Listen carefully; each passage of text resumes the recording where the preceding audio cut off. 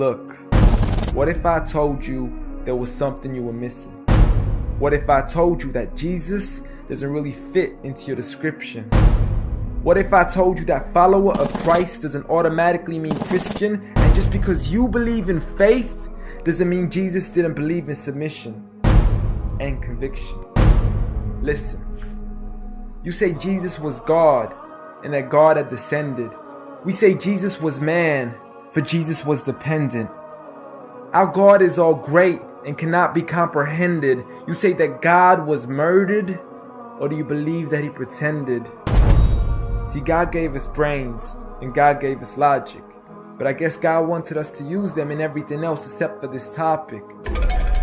It's like wearing a cross and proclaiming that you love Jesus, when if God was murdered on the cross really shouldn't please us. I mean, would you be wearing an axe if it was used to chop your mother up into pieces?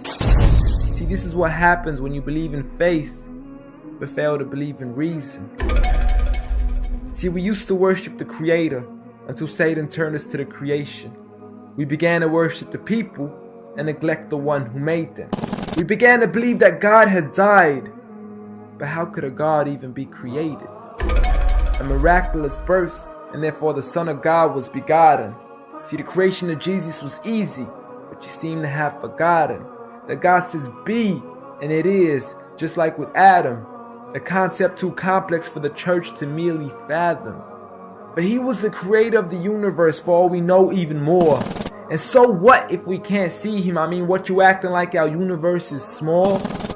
I mean, there's still so much we're still yet to explore. I mean, there's still so many things as human beings we still haven't seen, touched, heard, or saw. I mean, our eyes can't even handle the sight of the sun.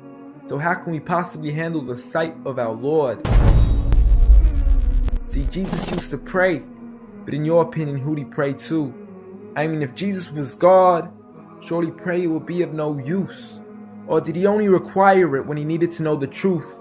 Like when God wasn't sure whether it was the season of the fruit. Or maybe he prayed when there was something he couldn't do. Like when he said, I of myself can do nothing. But you took it as there's nothing he couldn't do. See, no one used to worship Jesus, so ask yourself, why do you?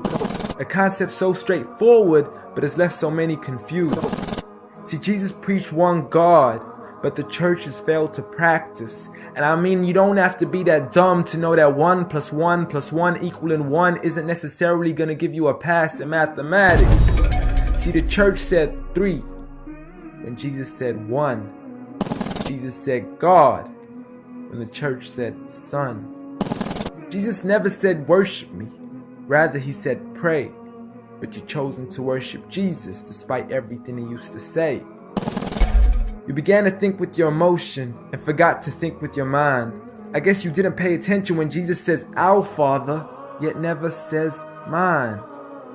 You claim to be a follower of Christ, yet you still choose to eat swine. And you call yourselves Christians, but in your churches you're busy drinking wine.